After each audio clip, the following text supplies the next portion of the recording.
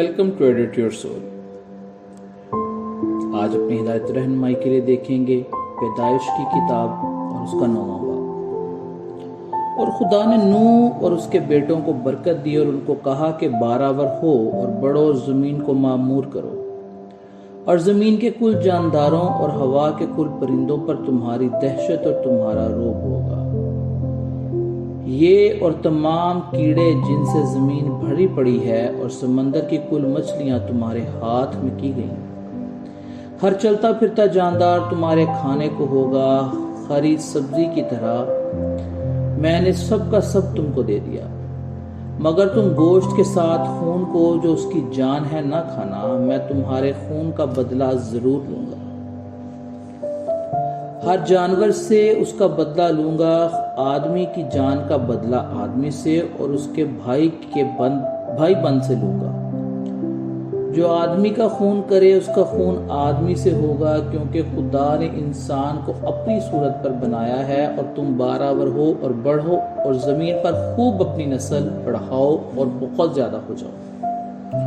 اور خدا نے نوح اور اس کے بیٹوں سے کہا کہ دیکھو میں خود تم سے اور تمہارے بعد تمہاری نسل سے اور سب جانداروں سے جو تمہارے ساتھ ہیں، کیا پرندے، کیا چوپائے، کیا جانوروں، یعنی زمین کے ان سب جانوروں کے بارے میں جو کشتی سے اترے عہد کرتا ہوں کہ میں اس عہد کو تمہارے ساتھ قائم کروں گا کہ سب جاندار طوفان کے پانی سے پھر ہلاک نہ ہوں گے، اور نہ کبھی زمین کو تباہ کرنے کے لیے پھر طوفان آئے گا۔ اور خدا نے کہا کہ جو عہد میں اپنے اور تمہارے درمیان اور سب جانداروں کے درمیان جو تمہارے ساتھ ہیں پشت در پشت ہمیشہ کے لیے کرتا ہوں، اس کا یہ نشان ہے کہ میں اپنی کمان کو بادل میں رکھتا ہوں اور میرے اور زمین کے درمیان عہد کا نشان ہوگی۔ اور ایسا ہوگا کہ جب بھی زمین پر بادل لاؤں گا تو میری کمان بادل میں دکھائی دے گی، اور میں اپنے عہد کو جو میرے اور تمہارے اور ہر طرح کے جاندار کے درمیان ہے یاد کروں گا۔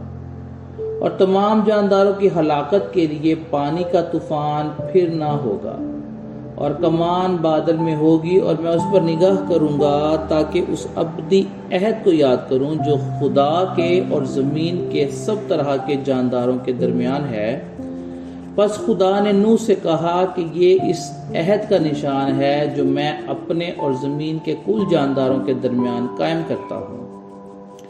نوح کے بیٹے جو کشتی سے نکلے سم، حام اور یافت تھے، اور حام کنعان کا باپ تھا، یعنی تینوں نوح کے بیٹے تھے، اور انہی کی نسل ساری زمین پر پھیلی۔ اور نوح کاشتکاری کرنے لگا، اور اس نے ایک انگور کا باغ لگایا، اور اس نے اس کی مے پی اور اسے نشہ آیا، اور وہ اپنے ڈیرے میں برہنہ ہو گیا۔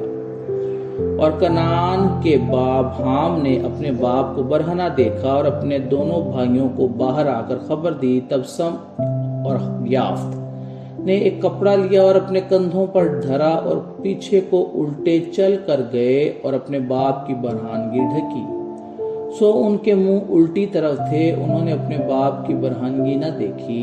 جب نوح اپنی مے کے نشہ سے ہوش میں آیا تو جو اس کے چھوٹے بیٹے نے اس سے کیا تھا اسے معلوم ہوا، اور اس نے کہا کہ کنعان ملعون ہوا، وہ اپنے بھائیوں کے غلاموں کا غلام ہوگا۔ پھر کہا خداوند سم کا خدا مبارک ہو، اور کنعان سم کا غلام بنا۔